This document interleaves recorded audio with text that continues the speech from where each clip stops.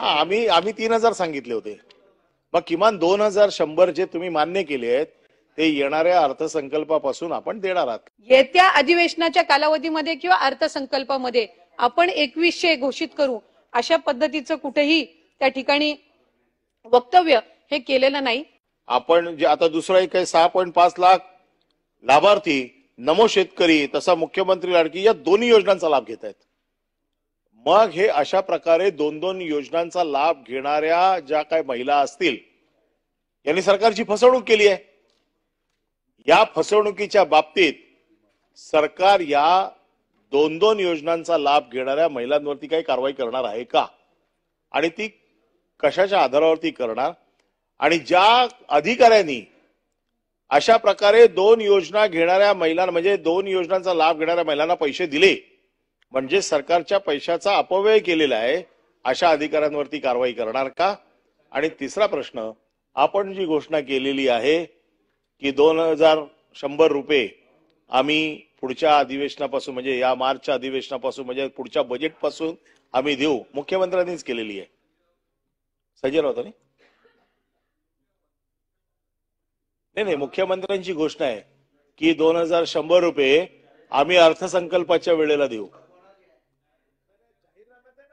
तुमच्या जाहीर अहो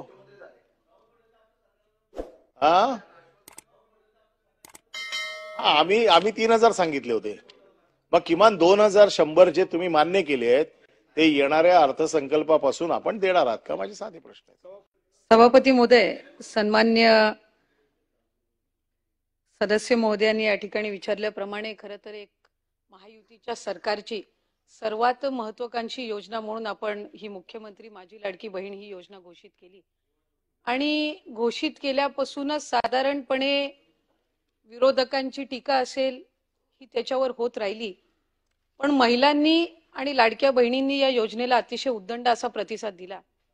मी ज्या वेळेला जुलै महिन्यामध्ये याचं रजिस्ट्रेशन सुरू केलं त्यावेळेसपासून आतापर्यंत जवळपास 2,63,00,000 इतके अर्ज हे या ठिकाणी आपल्याला विभागाकडे प्राप्त झाले.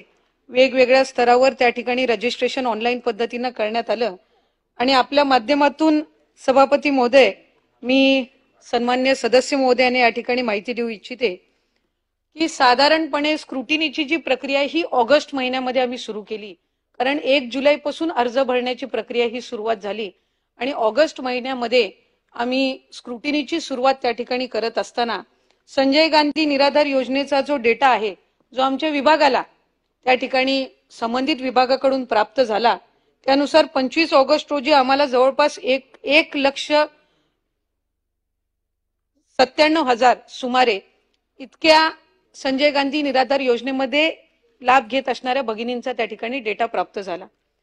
ही प्रक्रिया जी आहे ही साधारणपणे रजिस्ट्रेशनची सुरू असल्यामुळे त्या त्या टप्प्यात जसे जसे अर्ज होत गेले तशा पद्धतीने संजय गांधी निराधार योजनेचे किंवा इतर जे काही योजना आहेत याचा जो डेटा आहे तो त्या ठिकाणी प्राप्त होत गेला. जुलै ऑगस्ट महिन्यामध्ये जितके अर्ज प्राप्त झाले त्यानुसार साधारणपणे हे 1,96,000 का 1,97,000 इतका डेटा प्राप्त झाला. तो त्याच वेळेला स्क्रुटिनी मधून आम्ही बाद केला.